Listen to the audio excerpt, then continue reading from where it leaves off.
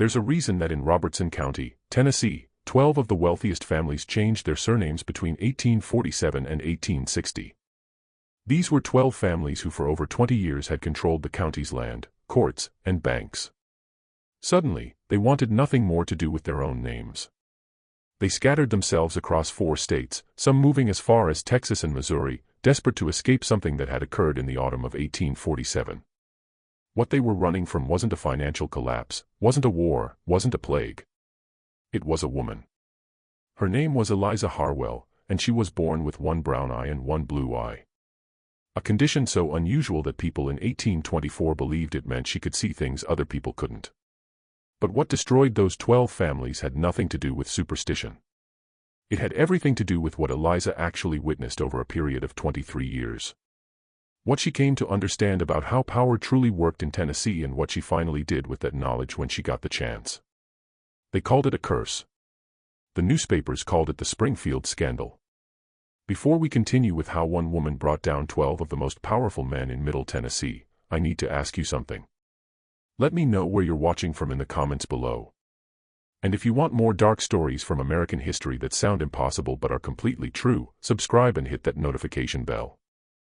You are going to want to hear every detail of this. What makes this story so disturbing isn't that Eliza Harwell possessed any special power. It's that she had something these men never expected an enslaved woman to possess. Access to their secrets. The intelligence to understand what those secrets meant, and eventually, the opportunity to speak. Robertson County, Tennessee in 1824 was a landscape of contradictions. The tobacco fields stretched green and profitable under the summer sun while the Cumberland River wound through valleys where Cherokee families had lived for generations before being pushed westward. The county seat of Springfield had grown prosperous on the backs of forced labor. Its merchants' homes and courthouse spoke to wealth built on human suffering that polite society preferred not to examine too closely. The soil was rich, the growing season favorable, and by the 1820s, Robertson County had established itself as one of the more prosperous agricultural regions in Middle Tennessee. Tobacco was king, but cotton was gaining ground. And the men who controlled the land controlled everything else. The banks, the courts, the political offices, the future itself. The Harwell plantation sat on 800 acres of prime bottomland, managed by Colonel James Harwell, a man whose reputation balanced precariously between respected landowner and something darker, whispered about in quarters where enslaved people gathered after the work bells fell silent. Harwell had inherited the property from his father in 1819 and had spent 5 years expanding both his influence and his holdings. He served as a county magistrate, maintained friendships with Tennessee's political elite, and hosted gatherings where deals were made that never appeared in any official records. The plantation itself was impressive by regional standards. The main house was a 2-story structure of brick and timber with a wide porch that caught the evening breeze. Behind it stretched the working heart of the operation, the tobacco barns, the curing sheds, the blacksmith's forge, the weaving house, and the 2 rows of cabins where the enslaved population lived. In 1824, 73 people worked the Harwell land. Their labor generated wealth that flowed outward to the banks and merchants of Springfield and upward to the big house. On a March morning in 1824, a child was born in the cabin row behind the main house. The midwife, an elderly woman named Ruth who had delivered 3 generations of babies, both enslaved and free, had seen many things in her 70 years. She'd seen breech births and miracles, twins and stillbirths, children who arrived silent as snowfall and children who came into the world screaming. But she had never seen eyes like the ones that looked up at her from the infant girl child she placed in her mother's arms. One eye was deep brown, almost black in certain lights. The other was a pale gray blue, luminous as a winter sky reflected in water. The condition had a medical name, heterochromia iridis, though few in Robertson County would have known the term. What they knew were the superstitions, the stories, the fearful certainty that such a mark meant something. Ruth held her tongue for a moment, then spoke carefully. "Child got different eyes," she said, her voice neutral. "Seen it once before, a long time ago. That child lived to be old. Nothing wrong with her, just different." But Sarah, the child's mother, saw the quick glance toward the door as if checking who might be listening. She saw the flicker of uncertainty in the old woman's face, the way Ruth's hands trembled slightly as she wrapped the baby in clean cloth. Sarah was 24 years old, had survived the Middle Passage as a child, and had learned to read the subtle languages of danger and fear that governed plantation life. The child's mother held her daughter close and made a decision in that moment that would shape everything to come. She named the girl Eliza, a name she'd heard from the mistress's Bible readings, a strong name that sounded like it belonged to someone who mattered. And she resolved to raise her as normally as possible, despite the whispers and stares that would inevitably follow. For the first 6 years of Eliza's life, that plan worked reasonably well. Children in the quarters accepted her easily enough, fascinated by her eyes, but unbothered once the novelty faded. They learned the same lessons about survival and silence that all enslaved children learned, played the same games, shared the same meager meals. The white children who glimpsed her kept their distance, warned by parents who had filled their heads with folk beliefs about mismatched eyes marking those who could see spirits or bringing bad fortune.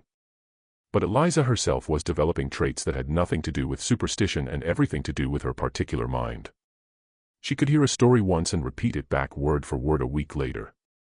She could recall with perfect clarity conversations she'd overheard years before.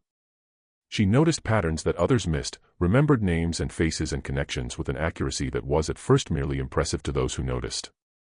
Her mother, Sarah, recognized it early. By age 4, Eliza could recite entire songs after hearing them once. By 5, she could describe in detail events that had happened 2 years prior, remembering not just what happened, but who was present, what they wore, what the weather was like. By 6, she had begun to understand that this gift made her different in ways that went beyond her unusual eyes. As she grew older, it became something else entirely. The summer of 1830 brought a drought that left the tobacco yellowing in the fields and tempers running short across Robertson County. The Cumberland River dropped to levels that exposed sandbars and rocks that hadn't been visible in living memory. Crops struggled. Enslaved people worked longer hours trying to save what could be saved, hauling water from increasingly distant sources while the sun beat down unrelenting and merciless. Eliza was 6 years old, recently assigned to work in the main house under the supervision of Martha, the head housekeeper who had served the Harwell family for 30 years.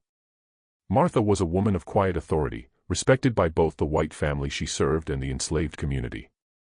She had learned to navigate the impossible terrain of plantation life, understanding when to remain silent and when to speak, when to submit and when to push back, surviving through a combination of diplomacy, intelligence, and carefully cultivated usefulness.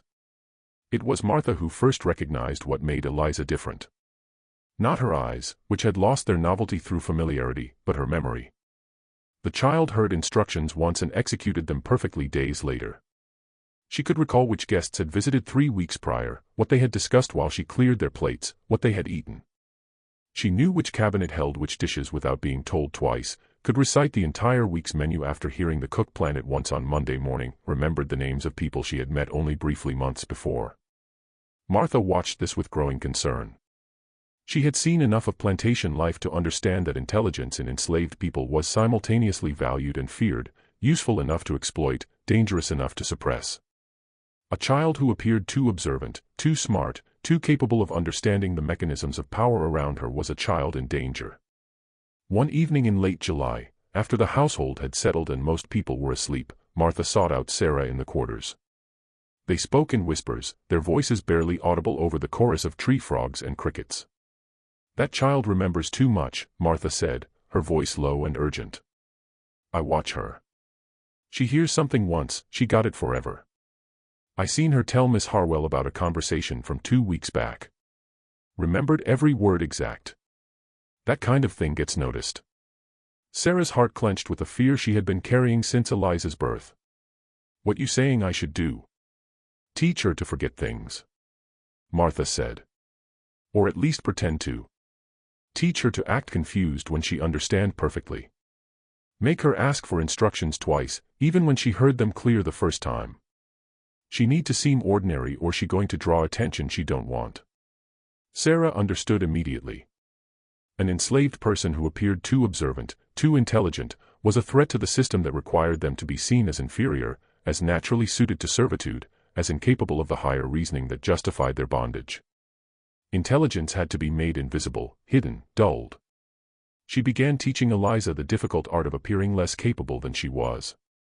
It was a bitter lesson, training her daughter to diminish herself, but Sarah knew it might save her life. But some things couldn't be hidden, and some things, once seen, couldn't be unseen. On an August evening, when the heat sat thick as wet wool over the plantation, Colonel Harwell hosted a dinner for 11 of his associates. They were men of influence who arrived in carriages that kicked up dust on the long drive to the main house. Plantation owners from neighboring counties, a state representative whose district included Robertson County, 2 judges who presided over regional courts, several merchants who financed tobacco operations through credit and loans, and a land speculator named Edward Vance, whose wealth came from sources that weren't discussed in polite company. The dining room had been prepared meticulously. Martha had overseen every detail, the silver polished until it gleamed in candlelight, the china arranged just so, the linens pressed and spotless. The food was elaborate by rural Tennessee standards: roasted pork and chicken, corn pudding, greens cooked with fatback, fresh bread, fruit preserves, and pies made with the last of the previous year's dried apples. Eliza, small enough to be easily overlooked, moved through the dining room, removing empty plates and refilling water glasses. Martha had positioned her there deliberately, knowing the child's memory, and hoping she would simply blend into the background. The men had been drinking heavily, bourbon flowing freely as the evening progressed, their words less guarded, their voices growing louder with each passing hour. Eliza heard Edward Vance boasting about a recent acquisition, his voice thick with alcohol and satisfaction. Bought the Fuller property for 1/3 of its value. The widow never knew her husband had signed over the deed as collateral 3 years ago. Documentation I happened to acquire through appropriate channels. By the time she figured it out, the foreclosure was final. Couldn't have worked more perfectly if I'd planned it myself. She heard Judge Thornton laugh, a sound without humor, as he described dismissing a case brought by a freed black man named Isaac, who was trying to reclaim his 3 children. The children had been sold before Isaac's manumission papers were finalized, and he had spent 2 years working to earn enough money to buy them back, only to discover they had been sold separately to buyers in 3 different counties. Couldn't let that precedent stand, Judge Thornton explained, gesturing with his glass. Men brings a case like that, wins it. Next thing you know, every one of them would be flooding the courts with similar claims. Have to maintain the system, maintain order. I dismissed it on technical grounds, improper filing procedures. He didn't have representation, of course. Couldn't afford it. Made it simple enough. The other men nodded appreciatively, understanding the implications. The law existed not for justice, but for maintaining power structures that benefited them. She heard Colonel Harwell himself discussing a plan to manipulate the county assessor into undervaluing certain properties along the Cumberland River bottomland, making them vulnerable to acquisition by what he called our consortium. The plan involved a complex scheme of coordinated lowball offers, strategic foreclosures, and manufactured debts that would transfer prime farmland from struggling small farmers to the men in this room. And she heard something else, something that made her pause with a water pitcher frozen in her small hands, her heart suddenly loud in her ears. The men were discussing a woman named Grace Thornhill, a free woman of color who owned 40 acres of prime farmland just outside Springfield. She had inherited it from her white father, a respected merchant who had freed her mother and their 3 children in his will and left them property that should have secured their future. Grace Thornhill had refused multiple offers to sell the land. She had built a successful small farm operation, raising chickens and growing vegetables, supplying Springfield's market with produce that was known for its quality. She had done everything right, followed every law, paid every tax, maintained her freedom papers with meticulous care. The conversation turned to speculation about how unfortunate it would be if questions arose about the legitimacy of her father's will, questions that Marcus Pettiford, an attorney who specialized in property disputes, might be positioned to raise. Or if her free papers were discovered to have irregularities, small technical problems that Judge Thornton might be obligated to address in his court. Or if her property happened to be subject to liens or debts that Edward Vance might happen to hold documentation for. These things resolve themselves, Colonel Harwell said, his voice casual as if discussing the weather, as if discussing whether to plant tobacco or cotton in the North Field. With appropriate pressure applied in appropriate places, she'll sell eventually, or circumstances will create opportunities for acquisition through other means. The woman has no family support, no legal representation she can afford, no real protection. It's simply a matter of coordination and patience. The other men murmured agreement, already moving on to discuss other business, other opportunities for profitable coordination. Eliza stood motionless, the heavy pitcher still in her hands, watching these men who held the power of life and death, prosperity and ruin over everyone in Robertson County. She was 6 years old, but she understood with sudden terrible clarity exactly what she was hearing. These men were planning to destroy Grace Thornhill, to take everything her father had left her, everything she had built, simply because they wanted her land and had the power to take it. 2 months later, on a cold October night, Grace Thornhill's farmhouse burned to the ground.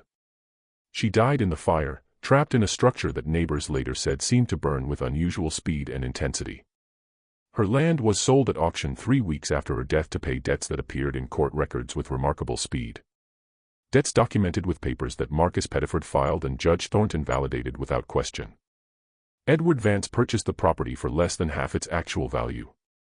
The Springfield newspaper ran a brief notice about the tragic fire, expressing sympathy for the loss of a respected member of the community, making no mention of the suspicious circumstances or convenient timing.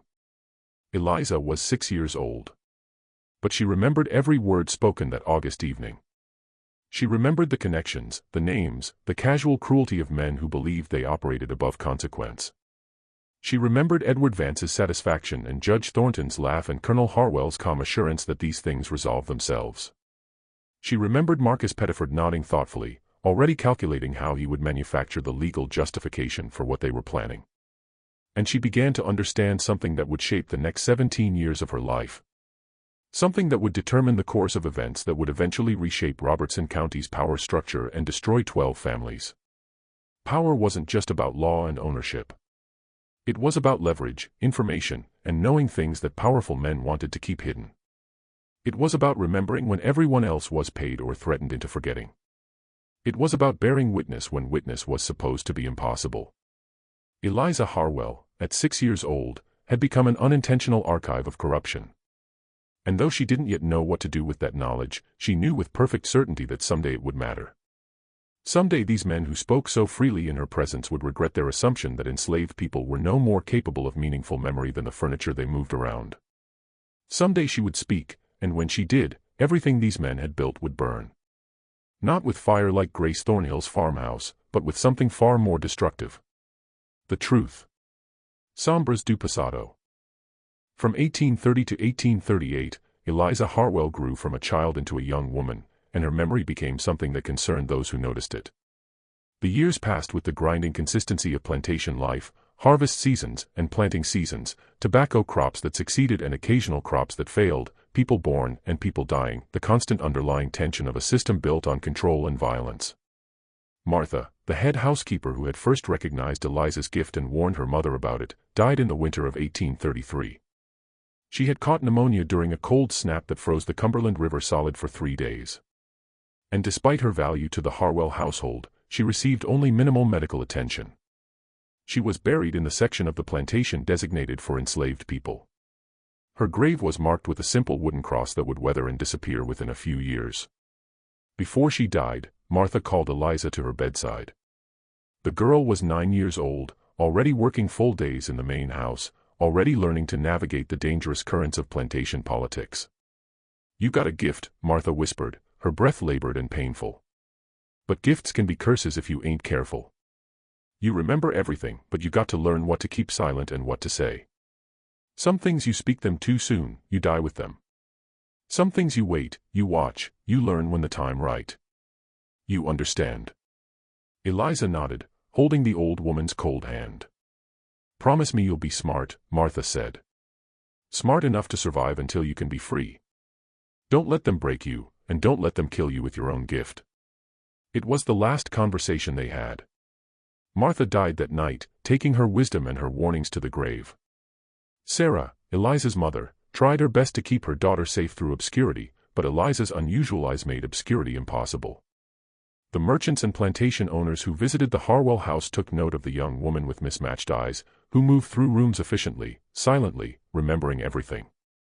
Some found it unsettling, averting their gaze or crossing themselves when she looked directly at them, old superstitions about evil eyes and second sight making them uncomfortable. Others found it useful, a curiosity to comment on, a convenient way to remember which servant was which. By 1835, Colonel Harwell had begun deliberately stationing Eliza in rooms where he held sensitive conversations. He had discovered through testing her that she could recall exact quotes from discussions held weeks prior.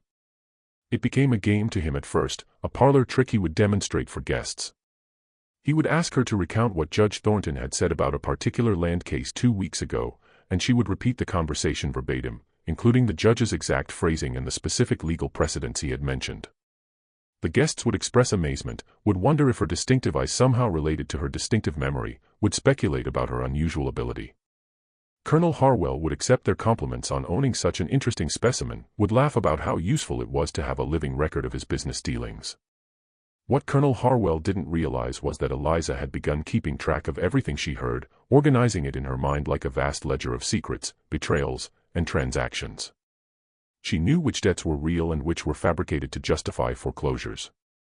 She knew which court cases had been decided before they were officially heard, judges receiving instructions from the men who controlled Robertson County's economy.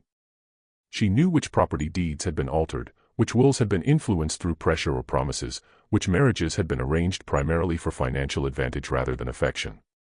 And she knew something else, something that would eventually prove to be the key to everything that followed.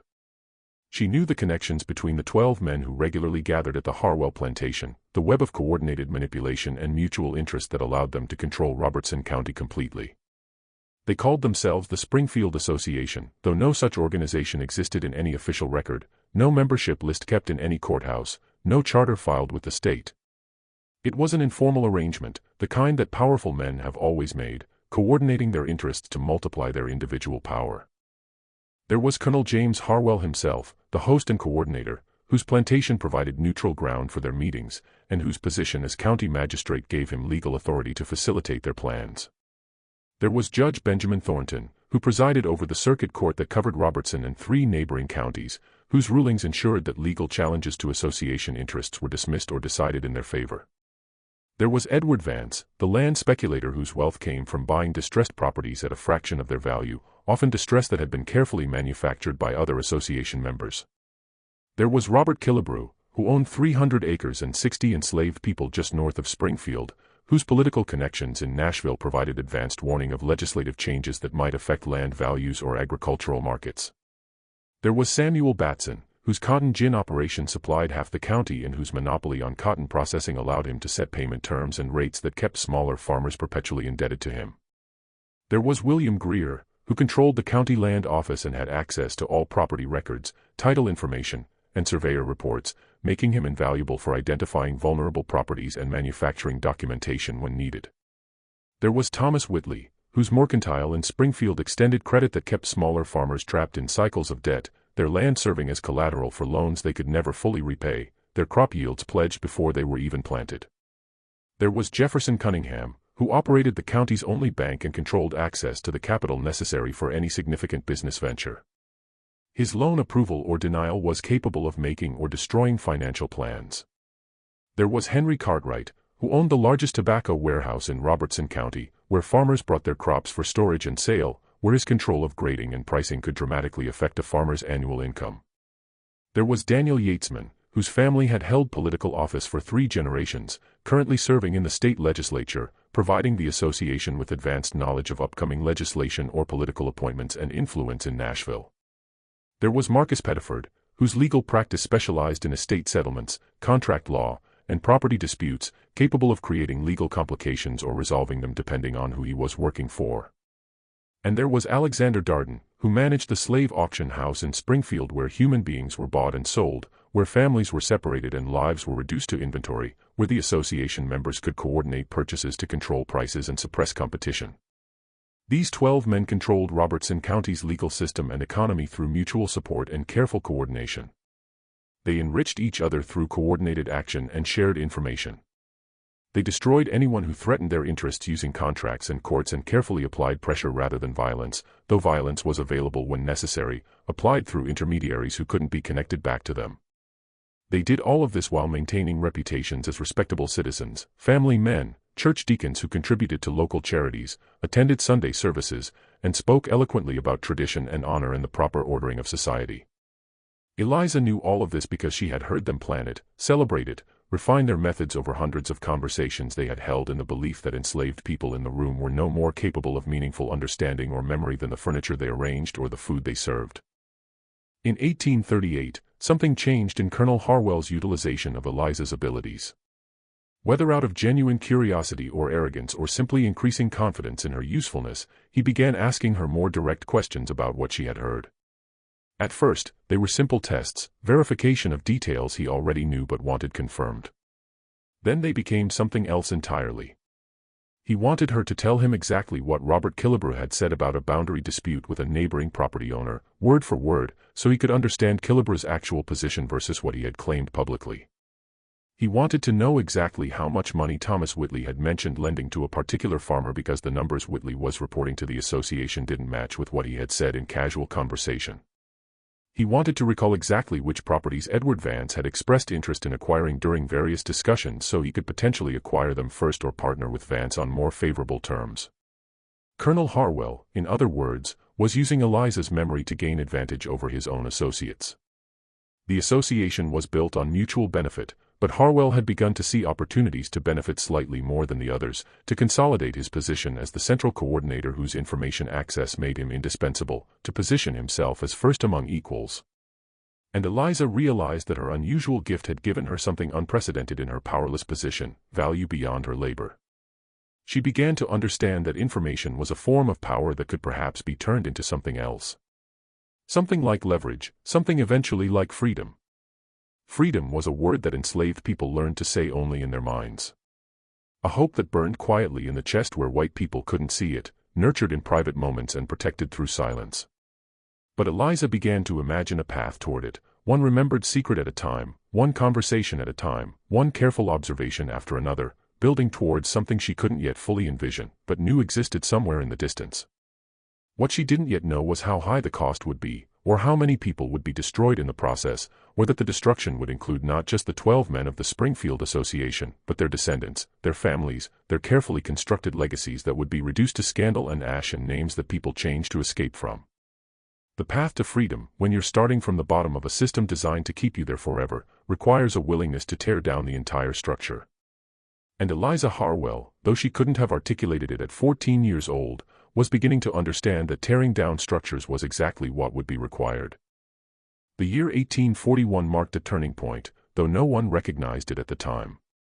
Colonel Harwell's health had begun to decline, a persistent cough that the county doctor attributed to years of tobacco dust and the humid Tennessee climate. The cough grew worse through the winter, accompanied by difficulty breathing and chest pains. By spring, it was clear that Colonel Harwell's time as leader of the Springfield Association and head of the plantation was coming to an end. His son, James Harwell Jr., who had been studying law in Nashville for 3 years, returned home to prepare for eventually taking over the plantation. James Jr. was 26 years old, educated, and ambitious. But he possessed his father's hunger for power without his father's caution or patience. He had grown up watching the association operate, understanding the mechanisms of control, but not fully appreciating the delicate balance required to maintain them. Eliza, now 17 years old, watched the younger Harwell with careful attention. She had learned to read men's characters through observation, understanding their motivations and weaknesses through the unguarded moments when they thought no one important was watching. James Jr. was desperate to prove himself worthy of inheriting not just the plantation, but his father's position in the association. That desperation made him reckless. The younger Harwell began hosting more frequent gatherings, trying to establish himself as a worthy successor. The 12 men of the association attended these meetings with varying degrees of enthusiasm. Some, like Edward Vance and Judge Thornton, were supportive, seeing in James Jr. a continuation of profitable arrangements. Others, like Jefferson Cunningham and Robert Killebrew, were skeptical, questioning whether someone so young and untested could maintain the discretion and coordination that had made the association successful for nearly 2 decades. This meant more conversations for Eliza to overhear, more secrets to catalog in her perfect memory. But it also meant something more dangerous. James Jr. was beginning to discuss her, to talk about her unusual abilities in ways his father never had. The conversation that changed everything happened in the plantation office on a cold February evening in 1843. James Jr. had invited Marcus Pettiford and Edward Vance to discuss expansion of their operations.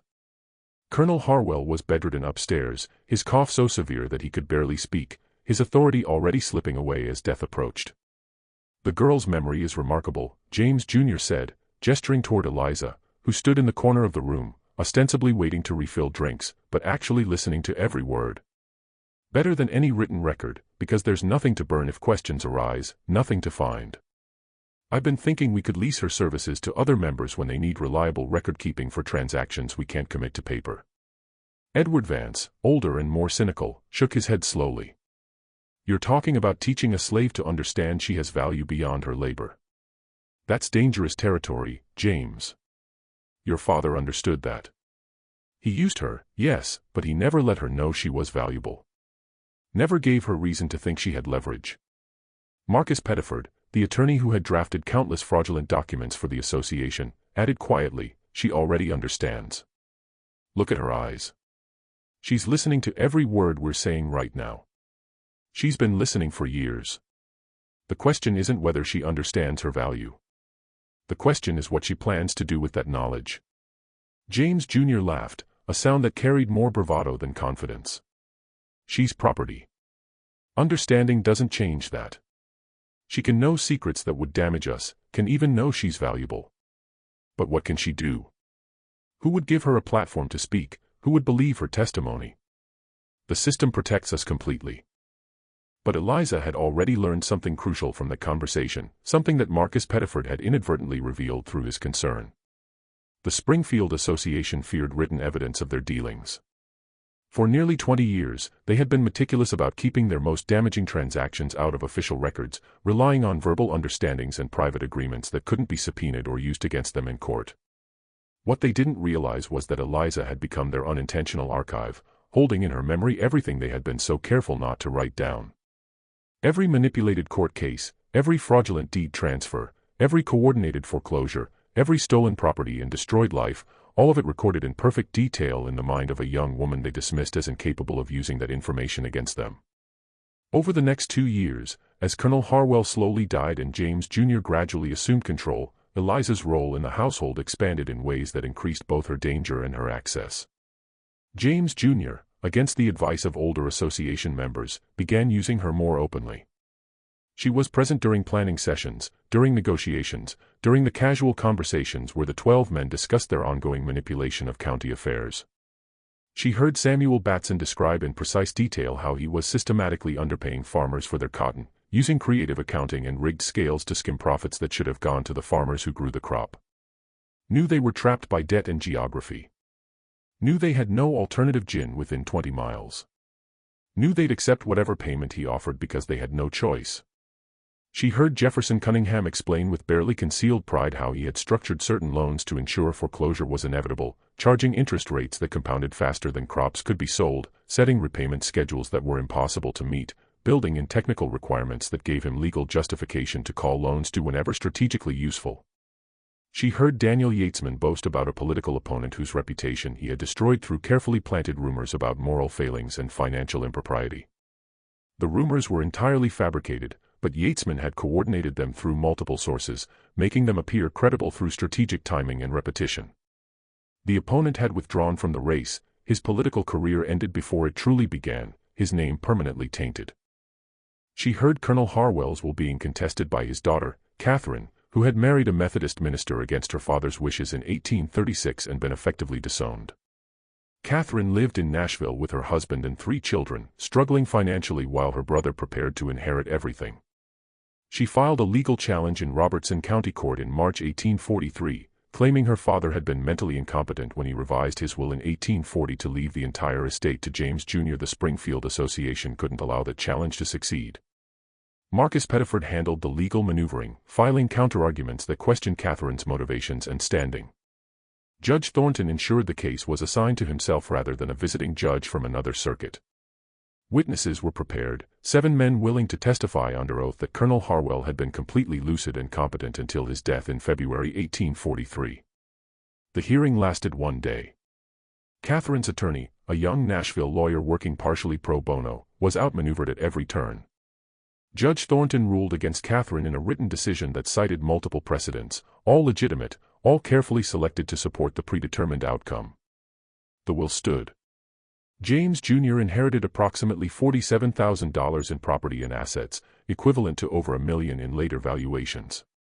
Catherine Harwell Morrison died in 1851 in Nashville, still bitter, still poor about what she knew was a stolen inheritance, but could never prove. Eliza had heard the association plan every detail of Catherine's defeat. She knew what Judge Thornton had been promised in exchange for his ruling, knew which witnesses had been paid, knew exactly how the legal arguments had been coordinated weeks before the hearing officially began. But what she had begun to notice was something the association members themselves seemed to overlook. Their mutual dependence, their coordination had become their structural weakness. Each man's secrets were entangled with the other's. The documentation for Edward Vance's fraudulent property acquisitions had been prepared by Marcus Pettiford and validated in Judge Thornton's court using county records accessed through William Greer. The loans that Jefferson Cunningham issued were secured by crop sales through Henry Cartwright's warehouse and processed through Samuel Batson's gin. The political cover that Daniel Yatesman provided in Nashville depended on financial support from all 12 members. Expose one thread and the entire web became visible. Destroy one man's credibility and questions would naturally extend to his associates. It was a system that worked perfectly as long as it remained hidden, but was extraordinarily vulnerable once examined. Eliza was 20 years old in 1844. She was enslaved, legally considered property worth approximately $900 on the open market based on her capabilities, health, and age. She was powerless in every way that Tennessee law recognized, but she knew things that could destroy 12 of the most powerful men in Middle Tennessee. She knew specific amounts, exact dates, precise quotes, verifiable details. She knew where the bodies were buried metaphorically and in at least 2 cases literally, though details would never make it into official court records. The question was what to do with that knowledge and whether the cost of using it would be survivable. In the spring of 1844, James Harwell Jr. made a disastrous investment that accelerated everything. He had been approached by a cotton speculator from Memphis with a proposal to invest in cotton futures, essentially betting on price increases expected due to potential crop failures being reported from Georgia and South Carolina. The speculator had impressive credentials, claimed inside knowledge from Charleston factors, presented documentation that looked legitimate. James Jr. invested $8,000 of plantation funds. He also convinced 3 other association members to invest. Robert Killebrew put in $5,000. Samuel Batson invested $3,000. And Edward Vance contributed $4,000. The total investment of $20,000 represented significant capital even for men of their wealth. The speculation scheme collapsed in August when it was revealed that the crop failure reports had been exaggerated, possibly fabricated by the Memphis speculator who had taken money from multiple investors and disappeared. Criminal charges were filed, but the man was never located. The investors lost everything. $20,000 gone, the equivalent of 15 years' profit from a mid-sized plantation. The loss itself was damaging enough, but the real destruction came from what it revealed about James Jr.'s judgment and the tensions it created within the association. Robert Killebrew, who had lost the most, was furious. He had invested based on trust in the Harwell name, based on James Jr.'s assurances, based on the assumption that James Jr. had verified the opportunity as thoroughly as his father would have. The Springfield Association's unity, which had seemed unshakable for nearly 20 years, began showing visible fractures. Meetings at the Harwell plantation grew tense, voices raised in ways that would have been unthinkable when Colonel Harwell was alive. Samuel Batson demanded immediate repayment from plantation funds. Edward Vance suggested James Jr. sell portions of the property to cover the losses. Robert Killebrew made barely concealed threats about exposing certain shared arrangements if he wasn't made whole. Eliza watched these confrontations with careful attention, understanding that crisis creates opportunity. The association was weakening. Trust was breaking down. Self-interest was overwhelming mutual benefit. And James Jr., desperate and cornered, made the decision that would ultimately destroy everything. He decided to sell Eliza. The decision came in October 1844 after a particularly heated association meeting where Robert Killebrew had explicitly stated that if James Jr. couldn't manage his own finances, perhaps he couldn't be trusted to coordinate their collective interests. The implicit threat was clear. The association might become hostile, might even withdraw support if James Jr. didn't restore confidence. James Jr. needed money immediately. But more than that, he needed to eliminate a vulnerability that Marcus Pettiford had pointed out months earlier. Eliza knew too much. She had been present for too many conversations, had heard too many details about operations that couldn't survive scrutiny. As long as she was in Robertson County, she was a potential threat. The solution was to sell her, not locally where buyers would know about her distinctive eyes and unusual memory, but south to Louisiana or Mississippi, to a market where she would be just another young house servant, where her capabilities would go unrecognized, where she would be absorbed into a large plantation operation and effectively disappear. James Jr. contacted a slave trader named William Hatcher, who operated between Nashville and Natchez. Hatcher agreed to transport Eliza south as part of a coffle scheduled to depart in mid-July 1845. The price agreed upon was $950, slightly above market rate, with Hatcher understanding that the sale needed to happen quietly without public auction or advertising. Eliza learned about the sale in November. She overheard James Jr. discussing it with Thomas Whitley, explaining his reasoning, the strategic value of removing a potential liability. The sale was 8 months away. She had that long to find an alternative. 8 months to somehow secure her freedom despite having no legal standing, no money, no obvious allies, and no realistic pathway under Tennessee law. The impossibility of the situation would have crushed most people. But Eliza had spent 20 years watching powerful men exploit weaknesses, manipulate systems, and achieve things that seemed impossible through strategic leverage and careful planning. She began planning with the same methodical attention that the Springfield Association applied to their schemes. First, she needed to learn to write. Reading had come naturally over years of proximity to documents and books in the Harwell house, but writing required practice, required privacy, required materials. She began using charcoal on wooden boards that could be wiped clean, practicing letter formation in the early morning hours before the household woke. She formed letters in dirt outside the cabins that could be smoothed away instantly. She traced words in ash on the hearthstones in the kitchen house, developing the fine motor control needed for legible handwriting. By March 1845, she could write clearly enough to compose a simple letter. Second, she needed an intermediary, someone with enough independence and credibility to potentially help her, someone who wasn't part of the Robertson County power structure that the association controlled. The opportunity arrived in late May when Reverend Thomas Walsh came to Springfield for a week of revival services. Walsh was a circuit preacher based in Nashville, known for passionate sermons about Christian duty and moral corruption. He had built a reputation across Middle Tennessee, drawing large crowds and making connections with journalists, politicians, and reformers in Nashville who were increasingly critical of the political power of plantation owners and slavery.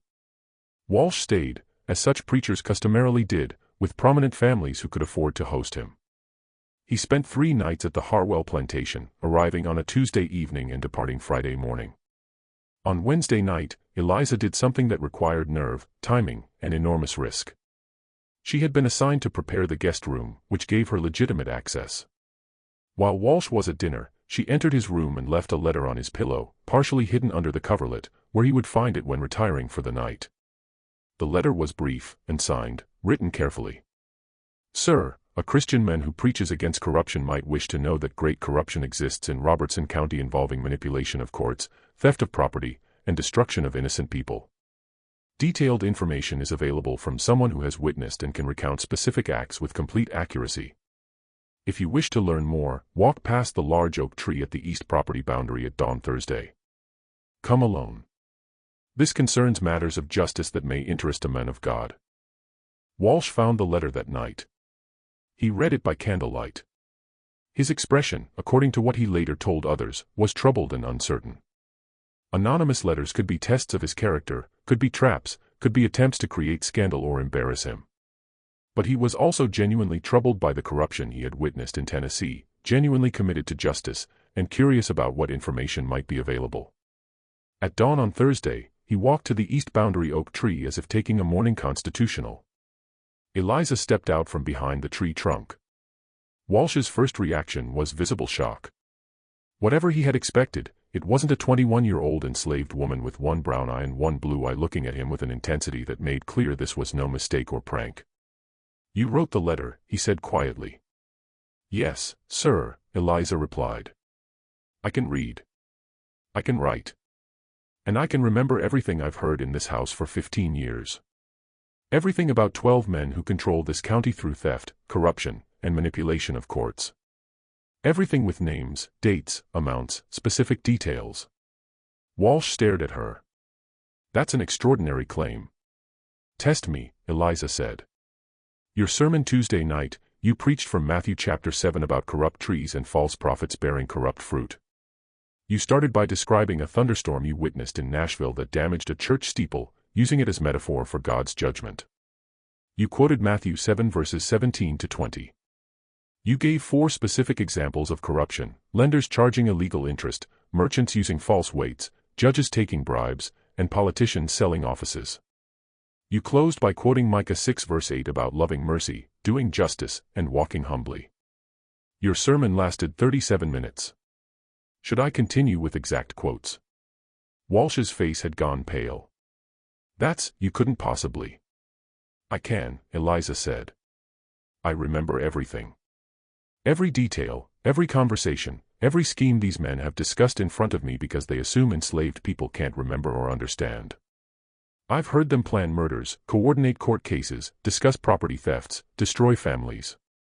I can testify to all of it with complete accuracy. She paused, then added the crucial part. I'm being sold to Mississippi in 8 weeks. If that happens, everything I know disappears with me. But if someone could help me secure legal freedom, I would provide detailed testimony that could expose corruption across this entire county.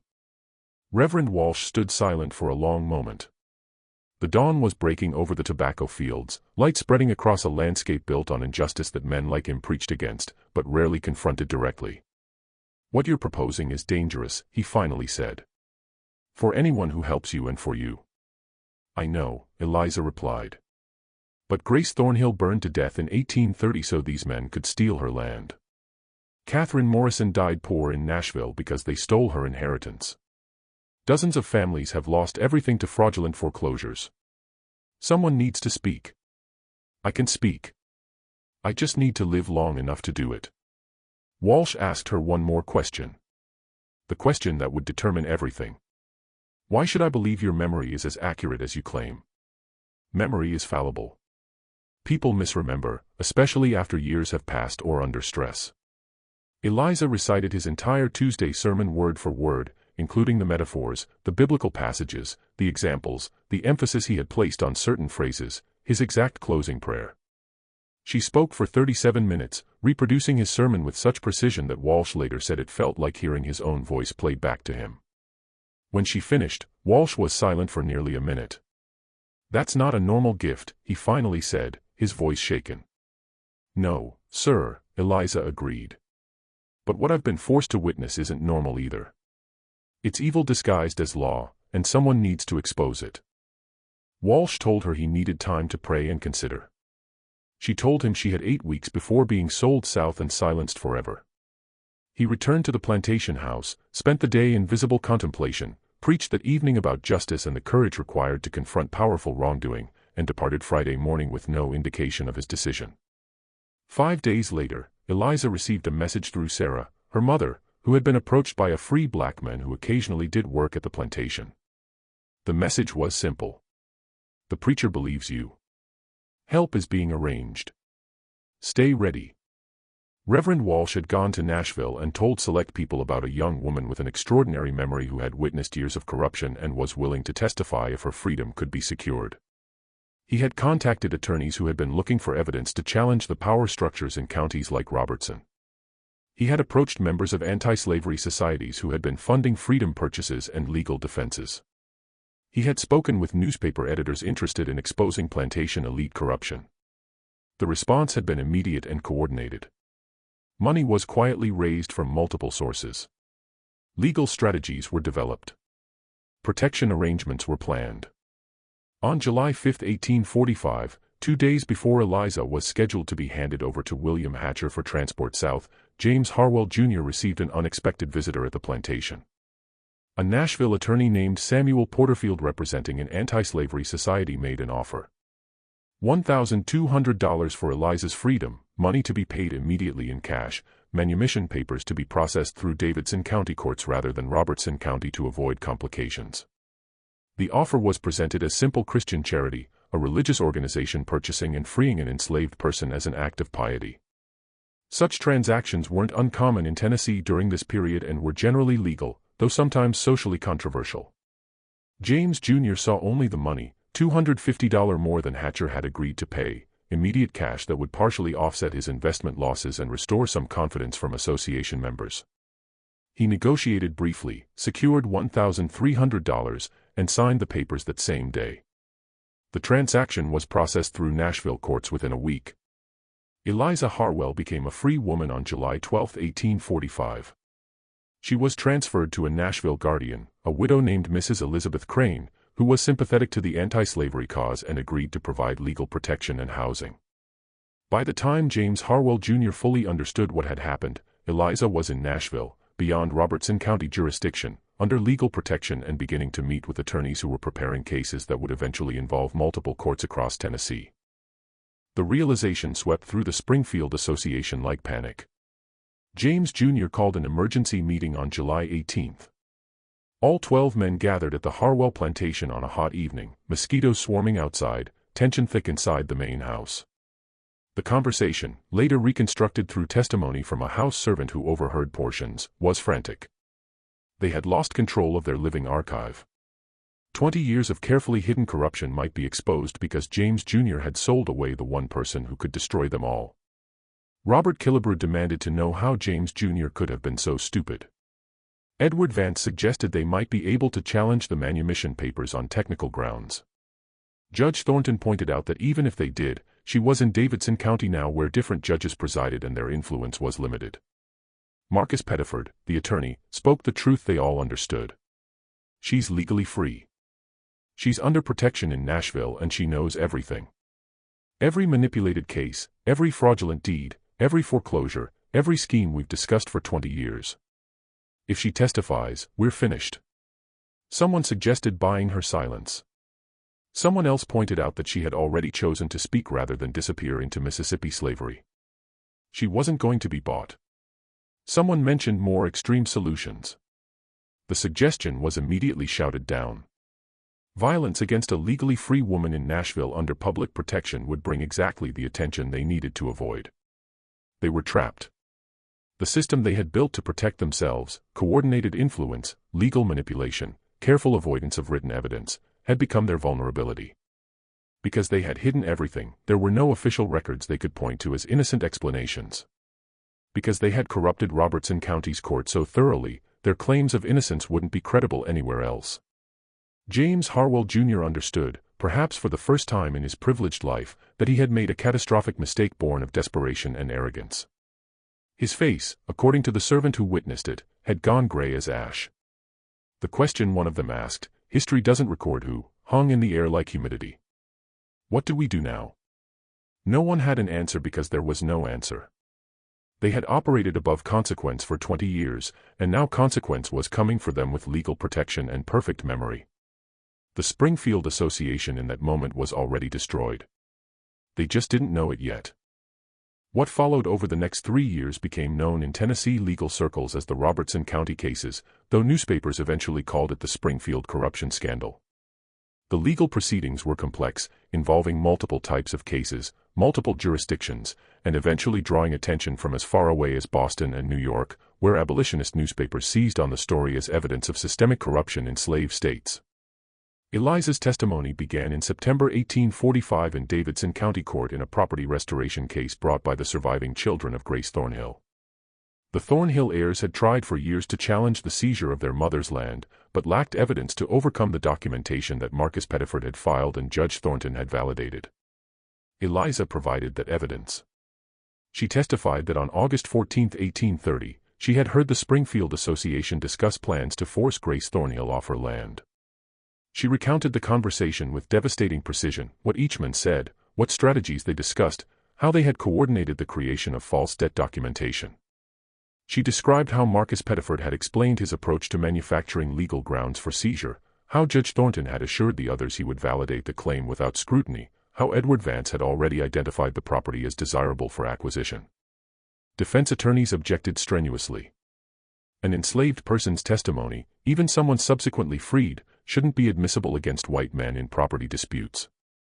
The objection was overruled. Eliza was legally free at the time of testimony, and Davidson County courts operated under slightly different precedents than rural counties. They challenged her memory. How could anyone remember exact quotes from 15 years prior? The judge allowed Eliza to demonstrate. She recited word-for-word opening statements from both attorneys that had been given 2 days earlier. Court stenographers confirmed her accuracy was perfect. She provided details that could be checked against records, dates of specific court filings, amounts mentioned in debt claims, names of witnesses who testified in the original foreclosure case. Where records still existed, her testimony matched. Where records had been conveniently lost, the pattern of convenient loss itself suggested accuracy of her claims about manipulation. The case lasted 3 weeks. The verdict came in October. The Thornhill property seizure had been based on fraudulent documentation. The land was to be restored to Grace Thornhill's heirs with damages. But that was only the beginning. Other families who had lost property to association foreclosures came forward with attorneys funded by political opponents of plantation power structures and anti-slavery societies. Case after case was filed through late 1845 and into 1846.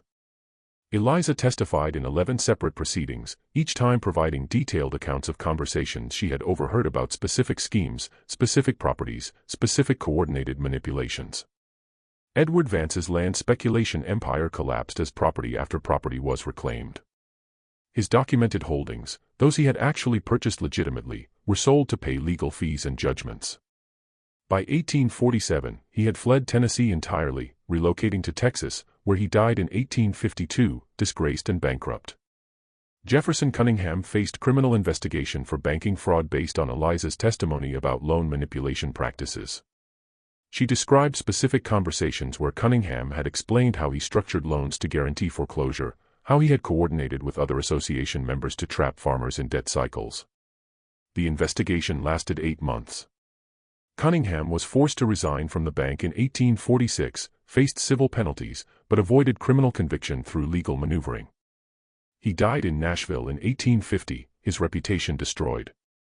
Samuel Batson's cotton gin operation was sued by 37 farmers who had been systematically cheated through manipulated pricing and falsified weight measurements.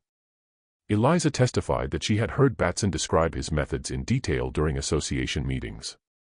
Court-ordered audits found discrepancies in Batson's records that supported her testimony. His business never recovered. He sold the gin operation in 1847 for a fraction of its previous value. William Greer was removed from his position in the county land office after Eliza's testimony revealed his role in providing inside information to association members and manipulating property records. He faced criminal charges for falsification of public records. The trial ended in a hung jury, but his career was finished. He moved to Mississippi in 1848. One by one, through 1845, 1846, and into 1847, the 12 families faced public exposure, financial collapse, and legal challenges. Some fought desperately with their remaining political connections and their own attorneys.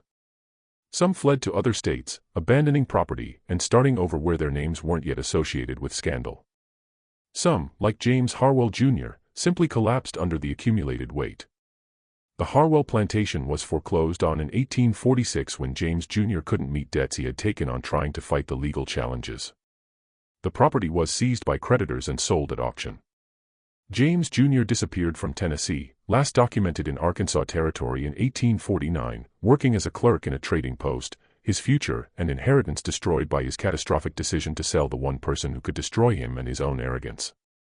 The legal battle reached its climax in May 1847 during a consolidated criminal trial in Nashville that attempted to address the most serious charges against association members: conspiracy to defraud, bribery of public officials, and falsification of court documents.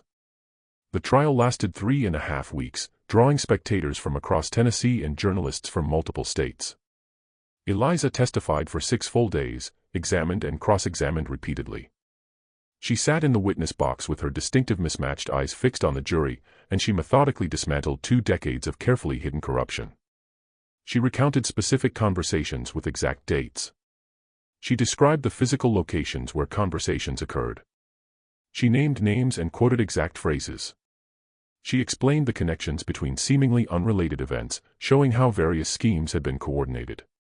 Defense attorneys challenged her relentlessly. They brought witnesses who claimed she was mistaken about certain details. But when those details were checked against other evidence, Eliza's account proved accurate more often than her challengers. They argued that her testimony couldn't be trusted because of the impossible nature of her memory. But court officials had tested her extensively, and her demonstrated ability to recall complex information with perfect accuracy was now well established in the record. They tried to claim that her unusual eyes indicated mental instability, bringing in a doctor from New York who speculated about possible connections between heterochromia and various neurological conditions. The prosecution countered with 3 other doctors who testified that eye color had no established relationship to mental capacity or memory function, and that Eliza had been examined by physicians who found her completely mentally sound. They attempted to discredit her motives, suggesting she had been coached by abolitionists seeking to manufacture scandal. But the specificity of her testimony, details about events from years before anyone knew she would eventually testify, made coaching impossible to explain. The trial ended with mixed verdicts.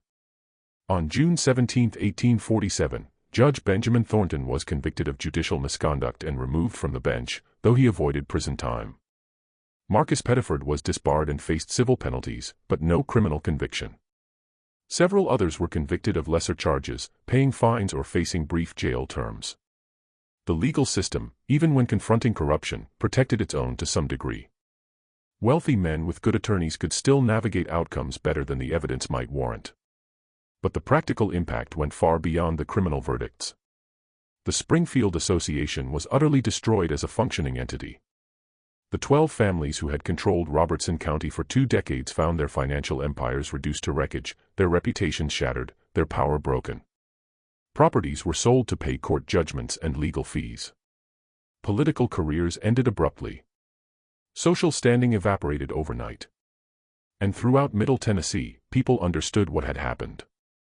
A woman they dismissed as property, whose unusual gift they had exploited without ever imagining it could be turned against them, had brought down 12 of the most powerful men in the region through nothing more than truth and memory. The word cursed began circulating in Robertson County, spoken in hushed tones in church socials and parlors. The woman with 2 different colored eyes had cursed 12 families, bringing ruin wherever her gaze had fallen. But Eliza Harwell had never needed curses or supernatural power. She had needed only patience, memory, courage, and the opportunity to finally speak what she had been forced to witness in silence. Eliza Harwell lived another 26 years after the trials concluded. Her life from 1847 until her death in 1873 remained largely private, deliberately so. She had spent 3 years in public view, testifying repeatedly, her story and face known across Tennessee and beyond. What came after was a conscious retreat from that visibility. What is known comes from fragmentary records, census data, occasional mentions in Nashville newspapers, court documents from a few later cases, and oral history passed down through families, though those accounts are difficult to verify and often contradict each other. She never returned to Robertson County. That much is certain. The $1,300 she received from the Tennessee Anti-Slavery Society that had funded her freedom, combined with small payments from several families who had reclaimed property based on her testimony, allowed her to establish a modest but stable life in Nashville's free black community. She married in September 1849 to David Porter, a freed carpenter who had purchased his own freedom in 1843. Their marriage was recorded in Davidson County. They had 3 children who survived to adulthood. Sarah, born 1850, who became a school teacher.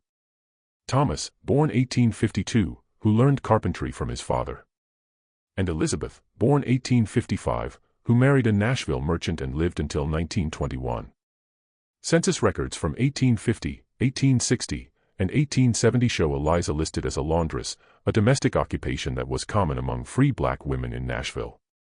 The work was hard, but allowed independence and didn't require her to work in white households where her history and face might be recognized. But there are hints in court records that her unusual memory continued to serve a purpose. Several legal cases in Davidson County during the 1850s featured testimony from an unnamed woman who provided detailed historical information about business dealings and property transactions from years prior. The descriptions of her appearance in court transcripts when they appear invariably mention distinctive eyes of different colors. She continued to bear witness when called upon, but she did so quietly without drawing attention, speaking only when her testimony was necessary and then returning to her private life. The 12 families of the Springfield Association scattered and diminished. Some descendants remained in Tennessee, bearing surnames that had once commanded respect, but now carried associations with corruption and scandal. Robert Killebrew's grandson changed the family name to Kilbourne and moved to Kentucky in 1869. Daniel Yatesman's children relocated to Alabama. Thomas Whitley's son sold the family mercantile in 1851 and moved to St. Louis. Others simply faded from records, their family lines ending or becoming untraceable. Alexander Darden died in 1849. His slave auction business had collapsed in 1846 and he had lived his last years in poverty in Springfield. Henry Cartwright sold his tobacco warehouse in 1848 and moved to New Orleans where he died in a yellow fever epidemic in 1853. Robertson County itself changed slowly. New people moved in, bought properties that had been sold or seized. The political structure shifted as the old power networks collapsed and new ones formed. It wasn't transformation toward justice. The system that had allowed the Springfield Association to flourish remained largely intact, built on inequality and slavery that would require a war to begin addressing. But the specific constellation of coordinated corruption that Eliza had helped expose did not reform in Robertson County. The memory of what happened, the public scandal, served as at least a temporary deterrent. The courthouse fire of 1891 destroyed many records from the 1840s. The fire started around 2 a.m. on March 7 in the record storage room where the oldest documents were kept. By the time Springfield's volunteer fire brigade responded, the entire west wing of the courthouse was engulfed. The fire burned for 3 hours. Damage was extensive. Hundreds of documents from Robertson County's early history were lost. An investigation called the fire's cause undetermined but possibly incendiary. No arrests were ever made. Some historians believe it was simply an accident.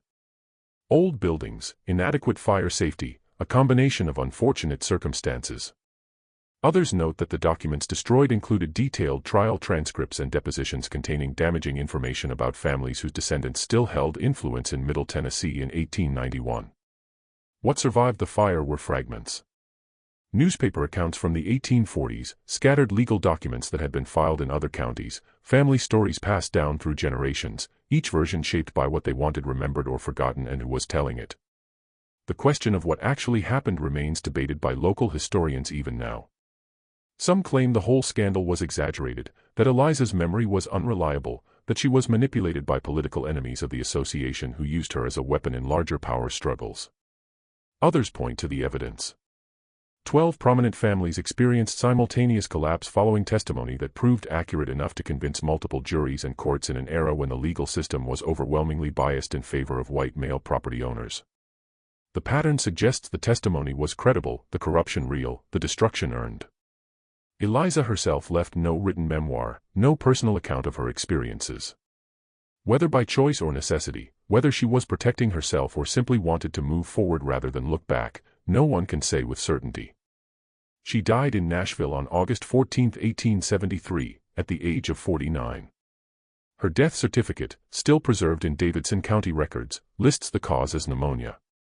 She was buried in what was then called the city cemetery's colored section in a grave that was marked with a simple wooden cross bearing her dates and name. The cemetery expanded and changed over the decades.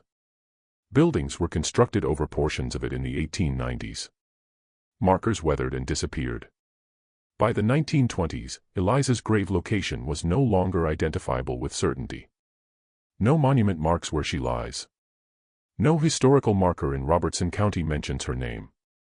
The plantation where she spent the first 21 years of her life was subdivided and sold through the 1850s and 1860s. Its buildings eventually demolished, its land converted to smaller farms and eventually residential development. But in the hidden corners of Middle Tennessee history, in the gaps between sanitized accounts and official narratives, the story persists. 12 families brought to ruin. A woman with eyes that didn't match, who saw everything and forgot nothing. A curse that was nothing more and nothing less than the consequences of powerful men who believed they could speak freely in front of someone they had convinced themselves wasn't fully human, wasn't capable of remembering or understanding or ultimately testifying to what she had witnessed. The truth, as it often is, was simpler and more terrible than any supernatural explanation. Eliza Harwell remembered what others wanted forgotten. And when she finally had the chance to speak, she told the truth with such precision that it couldn't be denied or dismissed. That was all it took to bring down an empire built on corruption, lies, and the arrogant assumption that power made men untouchable. In the end, they learned differently. Memory proved more powerful than influence. Truth proved more destructive than any curse. And a woman they had owned, dismissed, and tried to silence became the instrument of their complete destruction. What do you think about this story? Do you believe everything happened as described, or are there still secrets buried in Robertson County that historians haven't uncovered? Leave your comment below sharing your thoughts. If you enjoyed this dark chapter of American history and want more mysteries like this, subscribe to the channel, hit the notification bell, and share this video with someone who loves historical mysteries. Until the next story, remember that the past is never as buried as the powerful would like us to believe. And sometimes justice arrives not through laws or armies, but through a single voice finally given the chance to speak truth.